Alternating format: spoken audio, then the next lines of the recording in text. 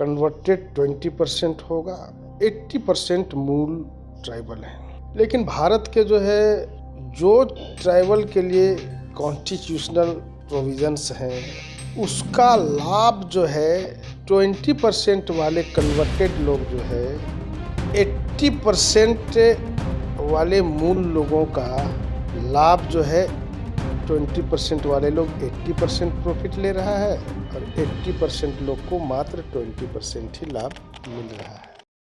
जनजाति सुरक्षा मंच के इस प्लेटफॉर्म में आपको बहुत स्वागत है। आज हम लोग समीर उरांव जी से बात करेंगे। समीर उरांव जी जनजाति राष्ट्रीय अध्यक्ष है बीजेपी मोर्चा के। सबसे पहले तो आपको हमारे इस चैनल में बहुत धन्यवाद, नमस्कार।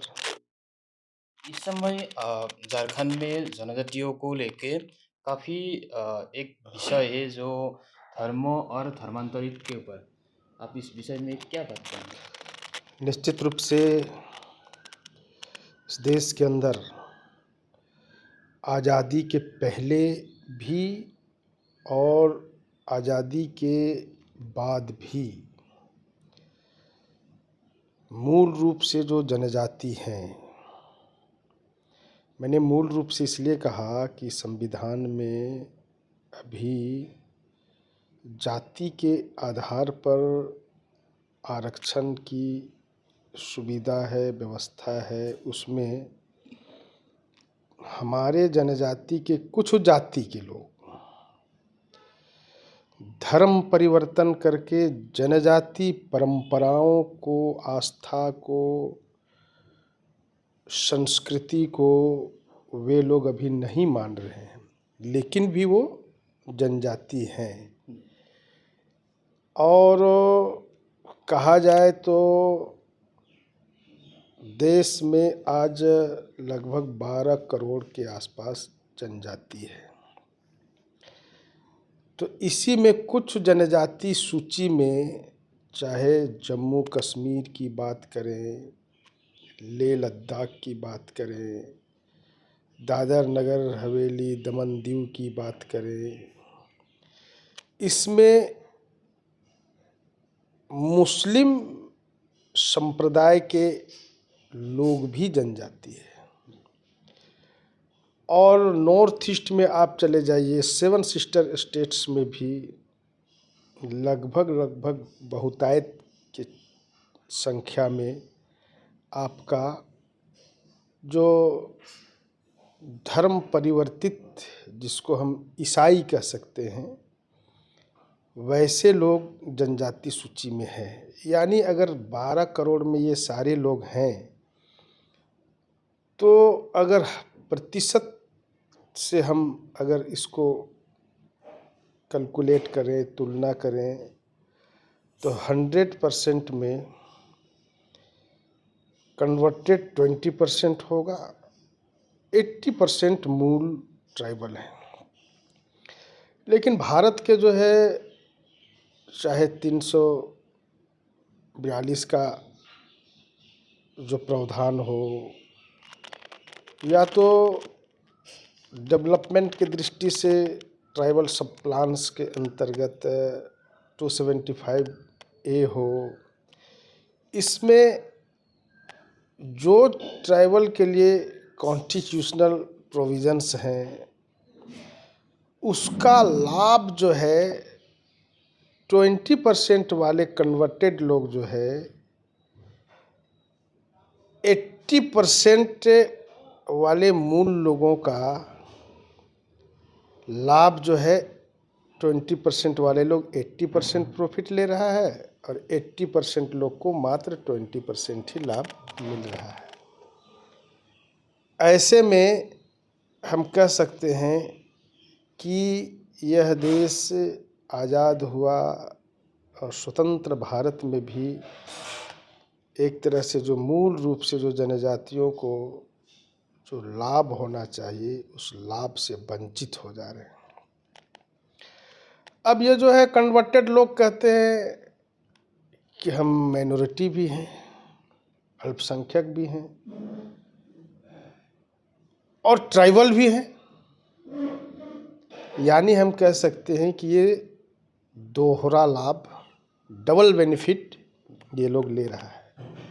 बहुत लोग इसको समझ नहीं सकता है कि एक व्यक्ति कैसे दोहरा लाभ ले सकता है। ये जो दोहरा लाभ ले रहा है तो थोड़ा सा गांव का लोगों को समझ में आए, विस्तार से थोड़ा सा बताइए।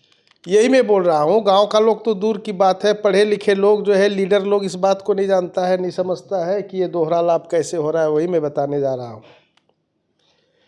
जब तक ये लोग जो है एजुकेशन लेता है, स्कूल हो, कॉलेज हो, या तो इंस्टीट्यूशंस हो, यहाँ पर ये लोग जो है माइनॉरिटी का लाभ लेता है। चूँकि माइनॉरिटी में एजुकेशन में थोड़ा सा ढील दिया गया है, थोड़ा सरलीकरण किया गया है, सुविधाओं को बढ़ाया गया है, इसलिए जो है माइनॉरिटी में आसानी से इन लोगों को वो लाभ मिलता है। इसलिए सारे लोग जो है एजुकेशन का जो लाइन में सब माइनॉरिटी बता करके वो लाभ लेता है। लेकिन जैसे ही नौकरी की बात आती है, सर्विस की बात आती है, उस समय जो है कास्ट सर्टिफिकेट लेकर के जाता है और ट्राइबल का यह जो है रिजर्वेशन के अंतर्गत वो अपना सर्विस को प्राप्त करता है। तो ये हुआ दोहरी लाभ। एक तो उधर से भी लाभ ले रहा है, कि इधर से भी लाभ ले रहा है। या तो इन लोगों को सीधे सीधे माइनॉरिटी की तरफ चला जाना चाहिए, या तो ट्राइबल का लिस्ट में रह करके उसका लाभ लेना चाहिए। ये दोहरी लाभ नहीं होना चाहिए, ऐसा मेरा मानना है।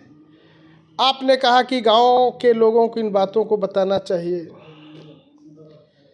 मैं बताना चाहता हूं कि आज़ादी के 20 साल बाद इस देश के अंदर आदिवासी का एक महान सोशल रिफ्रेशर स्वर्गीय कार्तिक उरांव हुआ करते थे।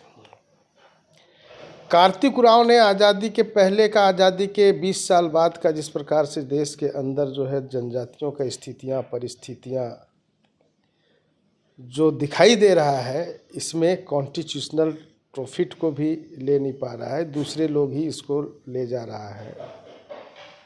ऐसे में वो 1969 में उस समय के तत्कालीन प्रधानमंत्री इंदिरा गांधी जी को एक पत्र लिखा। पत्र लिखने के पश्चात उन्होंने जो है प्राइवेट मेंबर बिल लाया।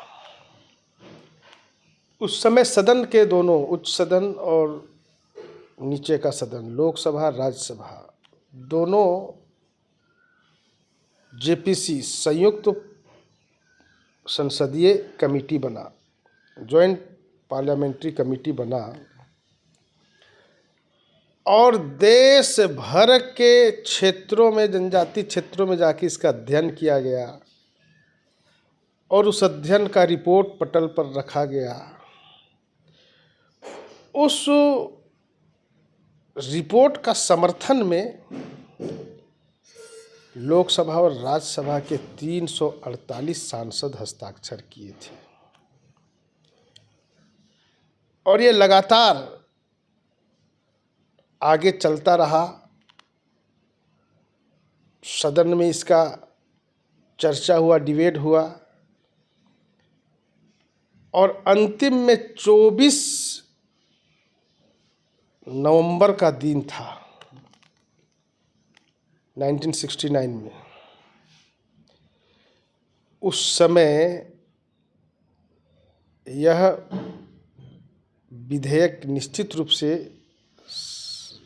बहुमत की संख्या में पारित होकर के देश के लिए कानून बन जाता, और कन्वर्टेड जो लोग हैं वो लोग ट्राइबल का प्रॉफिट नहीं ले पाता। इस प्रकार से स्वर्गीय कार्तिक उरांव जी ने यह प्राइवेट मेंबर बिल में ला करके यह देश को बताने का काम किया था, और देश का सर्वोच्च पंचायत में पटल में रख करके यह बताया था कि देश के आदिवासी जनजातियों को ये लाभ होना चाहिए, ये स्थितियाँ परिस्थितियाँ हैं इसलिए। लेकिन मैं बताना चाहता हूं कि उस समय जो है वेटिकन सिटी से एक संवाद आता है यहाँ के तत्कालीन प्रधानमंत्री इंदिरा गांधी को कि ये देश में क्या हो रहा है आपके यहाँ। अगर इस प्रकार से यदि आप होने देंगे तो आप सरकार में दोबारा कभी नहीं आ पाएंगे। हमारी एक शक्ति है, हमारा एक ताकत है, हमारा एक प्रभावित करने वाला संख्या है। आप इस पर तुरंत विचार करो। उस समय जो है